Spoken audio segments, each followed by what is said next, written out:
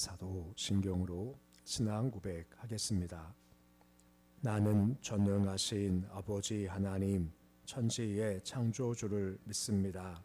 나는 그의 유일하신 아들 우리 주 예수 그리스도를 믿습니다. 그는 성령으로 잉태되어 동정녀 마리아에게서 나시고 본디오 빌라도에게 고난을 받아 십자가에 못 박혀 죽으시고 장사된 지 사흘 만에 죽은 자 가운데서 다시 살아나셨으며 하늘에 오르시어 전능하신 아버지 하나님 우편에 앉아 계시다가 거기로부터 살아있는 자와 죽은 자를 심판하러 오십니다. 나는 성령을 믿으며 거룩한 공교회와 성도의 교제와 죄를 용서받는 것과 몸의 부활과 영생을 믿습니다. 아멘. 찬송가 336장 찬양하겠습니다.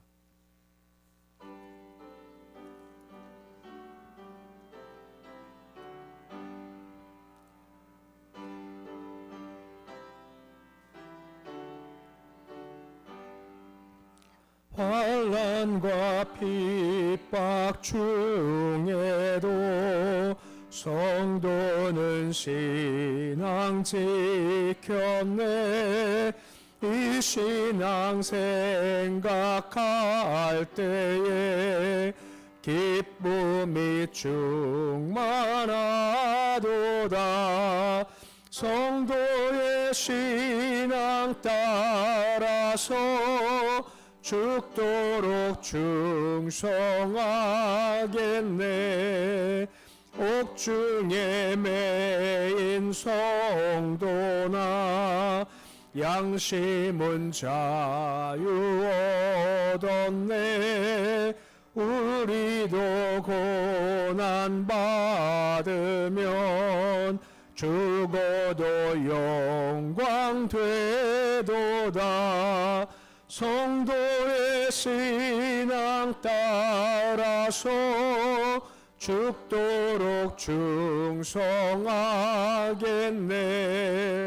성도의 신앙 본받아 우리 사랑하겠네. 언어 행실로 이 신앙 전파리라. 성도의 신앙 따라서 죽도록 충성하겠네. 아멘.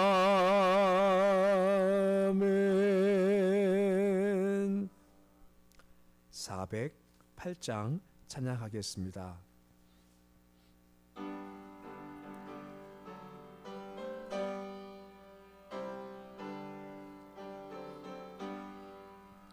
나 어느 곳에 있든지 늘 마음이 편하다. 주 예수 주신 평안함 늘 충만하도다. 나의 마음속이 늘 평안해. 나의 마음속이 늘 평안해. 악한 죄 파도가 많으나 마음이 늘 평안해.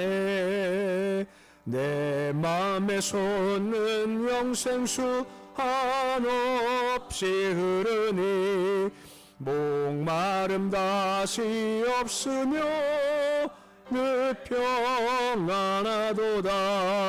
나의 마음속이 늘 평안해. 나의 마음속이 늘 평안해.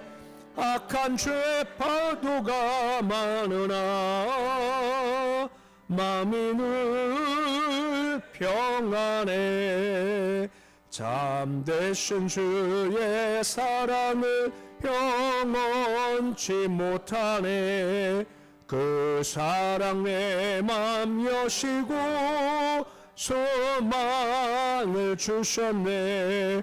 나의 마음속이 늘 평안해. 나의 마음속이 늘 평안해. 악한 죄 파도가 많으나 마음이 늘 평안해. 주 예수 온갖 고난을 왜 몸소 당했나. 주 함께 고난 받으면 멸류관 얻겠네. 나의 마음속이 늘 평안해. 나의 마음속이 늘 평안해. 악한 죄 파도가 많으나 마음이 늘 평안해. 오늘 말씀은 요한계시록 9장 1절에서 5절까지의 말씀입니다. 요한계시록 9장 1절에서 5절까지의 말씀. 요한계시록 9장 1절로 5절까지의 말씀 우리 함께 봉독하겠습니다. 다섯째 천사가 나팔을 불매 내가 보니 하늘에서 떨어진 별 하나가 있는데 그가 무저갱의 열쇠를 받았더라. 그가 무저갱을 여니 그 구멍에서 큰 화덕의 연기 같은 연기가 올라오매 해와 공기가 그 구멍의 연기로 말미암아 어두워지며 또 황충이 연기 가운데로부터 땅 위에 나오매 그들이 땅에 있는 전갈의 권세 같은 권세를 받았더라.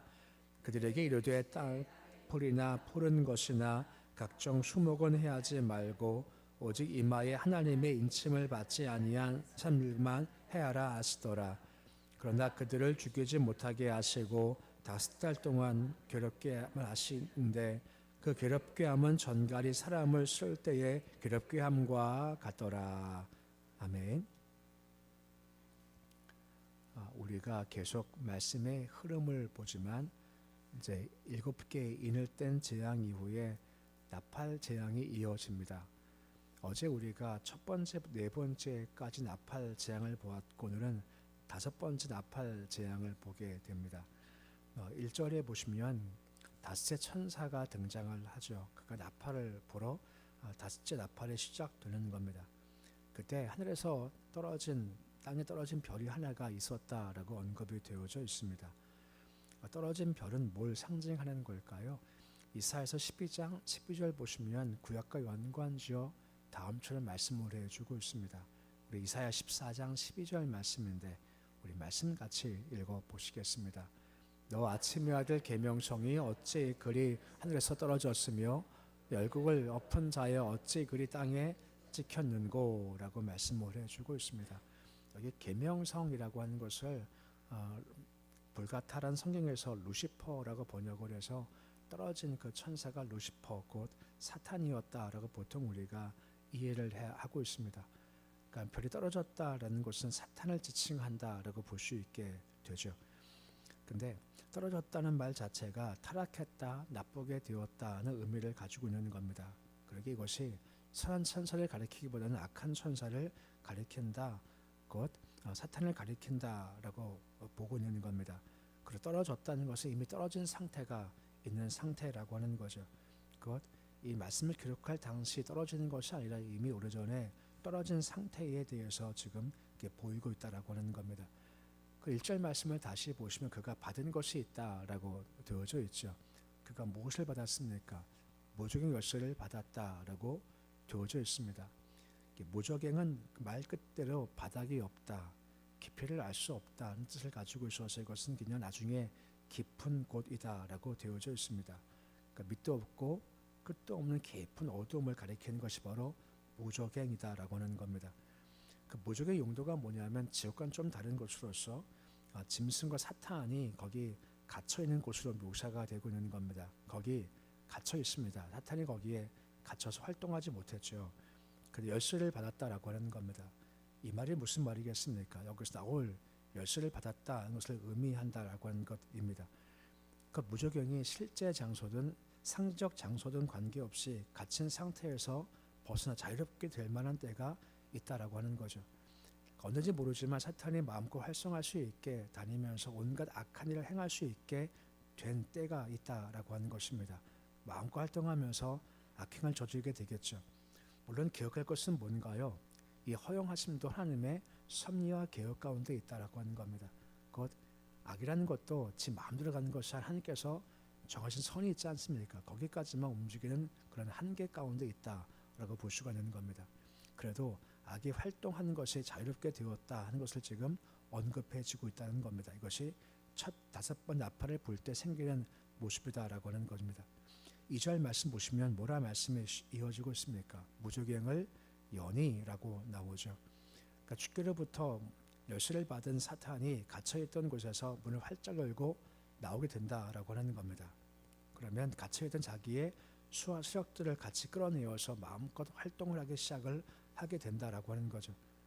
항상 악을 행하고자 하고 또한 인간의 구원받음을 시기했던 사탄이 잠시 얻은 자유를 말미암아 이 땅에서 온갖 악을 행하고자 발악을 할 거다 하는 것이 자명하다라고 하는 겁니다. 말씀 보시면 큰 화덕의 연기 같은 것이 올라와서 해 공기가 어두워진다라고 말씀이 계속해서 이어지고 있습니다. 이 모습은 마치 여호와께서 시내산 나타나실 때 모습을 영상시킨다 하는 건데 이건 그만큼 세상 마지막 때 악한 영향력이 그만큼 클 거다 하는 것을 지금 이렇게 보이고 있다 하는 말씀도 함께 된다라고 하는 것이죠. 해와 달이 어두워질 만큼 악한 세력들 땅을 지배할 거다, 다스릴 거다, 마지막 때 그와 같이 힘들 거다라고 하는 겁니다. 그리고 3절 말씀 보시면 그 악한 세력의 힘을 황충과 같다라고 설명을 해주는 말씀이 이어지고 있는 겁니다. 그 황충이 연기 가운데 땅 위에 나왔다라고 되어져 있죠. 황충은 가장 비슷한 것이 메뚜기입니다. 성경 보면 메뚜기와 함께 황충 같은 경우는 엄청나고 처참한 재앙을 준 하나님의 심판 도구로 묘사할 때가 참 많이 있습니다. 황충은 특징이 뭐죠? 작지만 엄청난 떼가 함께 몰려다니면서 수를 헤아릴 수 없을 정도 다니면서 온갖 피해를 주는 것이 황충이다라고 하는 겁니다. 이 황충이 나온 것이 어디입니까? 무저갱에서부터 나왔다라고 한 것입니다. 이것도 사탄 영향력 아래 놓여서 악을 행한다는 것을 지금 보이고 있고 이것은 하나님께서 심판을 위한 도구로 사용하시는 거다라고 볼 수가 있는 겁니다. 그리고 가장 마지막에 전갈의 권세를 받았다라고 되어져 있지 않습니까? 전갈 같은 경우는 뭐죠? 꼬리에 독침이 있죠. 독에 쏘이면 이것이 무척 아프고 치명적 해를 가할 만큼의 아픔이 있다라고 하는 겁니다. 황충이 때를 지어 있죠. 전갈 같은 권세를 가지고 있죠. 그것은 그만큼 황충 권세가 사람들한테 치명적인 영향을 줄 수 있을 만큼의 권세를 가지고 있다라고 하는 겁니다. 하지만 이와 같이 사탄이 활동을 하고 권세가 있어도 항상 죄 주권 아래 있다는 것을 명심을 해야 된다는 겁니다. 보면 4절 말씀 보시면 그 모습을 다음처럼 말씀을 해주고 있는 겁니다. 황충한테 뭐라 말씀하십니까? 푸른 것 각종 수목은 해하지 마라 라고 말씀을 해주고 있습니다. 보통 메뚜기와 황충이 뭘 먹나요? 지금 얘기했던 풀이나 푸른 것이나 수목을 뜯어 먹겠죠. 하지만 주께서 하지 마라 하는 겁니다. 원래 황충이 확 지나가 버리면 그 근처에 있는 풀, 나무들은 아무것도 남지 않고 황폐되는 것이 보통인 건데 주께서는 그들에게 1차 공격 대상인 초목을 해하지 마라 라고 말씀해 주고 있는 겁니다. 그 이유가 뭐냐면 다섯째 나팔부터 시작되는 재앙의 특징이 뭐냐면 자연 만물들을 해하는 것이 아니라 직접 인간에게 닥치는 재앙임을 지금 이렇게 보이고 있다라고 하는 겁니다. 잠깐 보면 이 황충 메뚜기는 이걸 뜯어먹는 게 본능이지 않습니까? 곡식을 뜯어 먹어야 되고 풀을 뜯어 먹어야 돼요. 하지만 하나님께서는 하지 마라 말씀하신 본능도 주께서 감출 수 있으시다라고 하는 겁니다. 이제 하나님은 이렇게 명령하시면 본능조차 제어할 만큼 명하시면 그 말에 듣는다라고 하는 겁니다. 예수께서 바다에 명령하시지 않습니까? 파도에게 명령하시지 않습니까? 듣습니까? 안 듣습니까? 다 들어요. 요나가 물고기 뱃속에 갇혀 있지 않습니까? 네, 물고기한테 주께서 명령을 하세요. 뭐라고 말입니까? 요나를 토해내라고. 어디 말입니까? 육지의 말입니다. 바다 말 육지에 토해내 하면 물고기가 듣죠. 우리가 아무리 돌을 닦고 기도해도요. 물고기한테 명령한 물고기가 말을 들을까요? 듣지 않죠.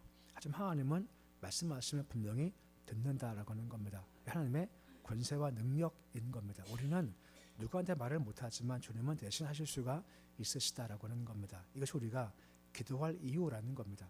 우리가 해봐야 안 되지만 주께서 하시면 된다는 겁니다. 그러기에 우리가 기도가 주께 가는 거와 주께서 대신 행할 수 있게 하는 것이 마땅하다라고 하는 겁니다. 그리고 4절 하반절 말씀 보시면 해야 하는데 누구만 해하라 라고 되어 있습니까? 인친 받지 않은 자만 해하라 라고 말씀을 해주고 있는 겁니다. 입맞은 자 우리가 앞에서 보았습니다만 나팔을 인을 떼실 때 6째까지 떼시고 7째가 시작될 때 바람을 딱 붙잡으시고 잠시 멈춰 하면서 천사들에게 내 백성한테 이를 맞아라, 이를 맞게 해라 라고 말씀해 주셨다라고 하는 겁니다. 그때 입맞은 자와 입맞지 않은 자가 이제 구별되기 시작을 했다라고 하는 거죠.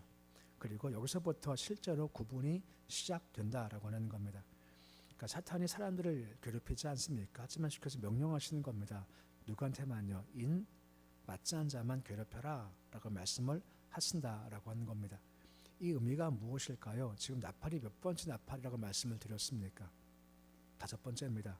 그 전까지는 입 맞은 자도 어떻게 될까요? 같이 고난 가운데 흘러 들어가는 겁니다.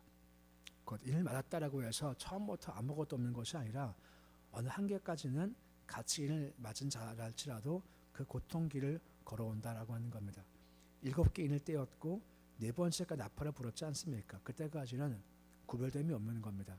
구별됨이 없이 같이 어려운 길을 걷게 된다라고 하는 것입니다. 하지만 그것조차도 주의 은혜 가운데 있기 때문에 감당할 것만 허락하시는 것이고 동시에 그 과정을 통해 우리를 연단시키는 과정 가운데 허락을 하실 뿐이고 결국은 구분됨이 분명히 다가온다라고 하는 겁니다. 제가 방금 헷갈리는 게 있는데요. 출애굽 재앙은 10가지 재앙이 있지 않습니까? 첫 번째가 뭐죠? 물이 피가 되죠. 이거는 이스라엘에서 같이 당했죠. 두 번째가 뭐였죠? 개구리이죠. 그들 같이 당했죠. 헷갈려요. 8이 2로 시작되는데 언제부턴가 고센 땅만큼은 해 당하지 않고 애굽 지역만 해를 당하지 않습니까? 그 이유 중 한 가지가 뭘까? 아니 구분하실 거면 처음부터 주시지 마시지. 아니 굳이 왜 3번째, 4번째까지는 같이 당하게 하시고 왜 그때부터 구별하실까라고 하는 겁니다. 그 이유가 무엇 때문일까요? 이런 과정을 거쳐가면서 같이 어려움 당하지만 이 과정에서 우리가 연단된다라고 하는 겁니다. 금이 연단될 때 푸른불 속에 들어갔을 때 연단되는 것처럼 마찬가지로 라고 하는 겁니다. 이만큼은 고통당할 때 우리가 그 과정을 통해서 연단되기를 원하신다라고 하는 겁니다. 하지만 기억할 것은요. 결국은 구분된다는 겁니다. 입맞은 자와 입맞지 않은 자가 구분되고 그러기에 우리는 이런 환난 당할 때 염려 걱정하지 말라는 겁니다. 당할 것만 하시고 감당할 것만 주시기 때문에 그 섭리하신 주님을 바라보자라고 말씀해 주고 있는 겁니다. 그리고 5절 보시면 계속해서 뭐라 말씀을 해주고 있습니까? 괴롭게는 하시죠. 하지만 죽이지는 못하게 하셨다는 말씀이 이어지고 있다라고 하는 것입니다. 그러니까 사탄 권세가 항상 주의 권세 아래 놓여져 있다라고 하는 겁니다. 그만큼 막 행하는 것 같지만 모든 행위가 섭리 아래 놓여져 있다라고 하는 것이고 허용하는 것만 지금 하고 있죠. 아까 보았지만 풀, 과실, 과목은 해하지 마. 그러니까 그 말씀을 따라가지 않습니까? 그리고 충분히 해야 할 수 있지만 너 죽이지는 마 하시니 죽이지 않게 된다라고 하는 겁니다. 하나님의 섭리 권세를 다시 강조를 해주고 있죠. 그리고 죽이지 말고 5달 동안 괴롭혀라 라고 지금 말씀해주고 있는 겁니다. 이 기간이 어떤 기간일까요? 돌아올 기간이라는 겁니다. 심판을 행하시지만 불신자라 할지라 단번에 죽이시는 것이 아니라 생명을 거두시는 것이 아니라 그 전에 회개할 기회를 분명히 주신다라고 하는 겁니다. 그러니까 지금이 기회니까 돌아와라 하고 괴롭힘을 통해서만 그 영혼들을 힘들게 해서 돌아올 길을 주시는 것을 우리가 보게 되고 여기서 하나님의 사랑 또한 우리가 알게 되는 겁니다. 오늘 5번째 재앙에 대해서 말씀을 보여주고 있습니다. 재앙이 점점 더 강화되는 겁니다. 그리고 특징이 뭔지 말씀드렸죠. 지금까지는 재앙이 주로 자연계였습니다. 해와 달과 지진, 주요 자연계에 대한 재앙이지만 여기서부터는요. 자연계의 재앙이 아니라 직접 인간에게 행하는 재앙이 시작된다는 겁니다. 하지만 동시에 구분이 있죠.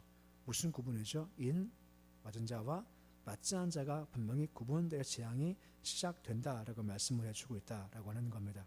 입 맞은 자, 예수를 믿는 자, 보혈로 정결이 된 자는 주께서 구분하시고 아무리 힘들어도 괴로워 사탄이 아무리 공격을 해도 우리를 해하지 못한다라고 말씀을 해주고 있다라고 하는 겁니다. 이것을 기억하고 무엇이 온다 한들 담대하라는 겁니다. 환난 고통이 임해도 두려워하지 말고 믿음으로 이겨 나가자라고 하는 겁니다. 또 한 가지 비슷하지만 하나님의 섭리와 계획이라는 겁니다. 악이 아무리 세도 악이 아무리 강해도 하나님의 계획과 섭리 아래 있고 시간표 가운데 움직이고 있다라고 하는 겁니다. 아무리 강해도 말입니다. 아무리 북한 땅의 악이 세도 하나님의 섭리 가운데 있는 것이고 또한 지금 아무리 전쟁이 많아서 악이 있어도 하나님의 섭리 가운데 놓여 있다는 겁니다. 중요한 것은 하나님은 선하시다라고 하는 겁니다. 선이 뭐죠? 결국은 좋게 해 주신다라고 하는 겁니다. 이것을 우리가 믿고 가는 겁니다.